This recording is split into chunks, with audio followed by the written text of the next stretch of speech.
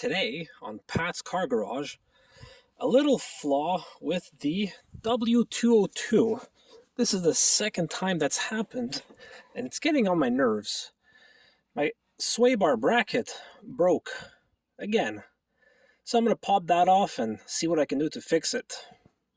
Well, there she is. That's the broken bracket right here, but I gotta say, this stress fracture, it's so weird. It's like a V shape. I don't know if you can see that,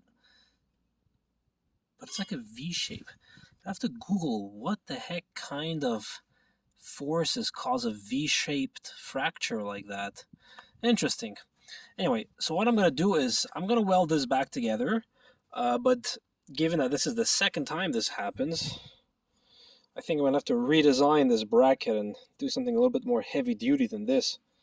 It's the second time that I have a bracket that breaks in this exact same spot. I replaced it once. This is a new bracket, but hey, it just failed again. So this time it's getting welded back together.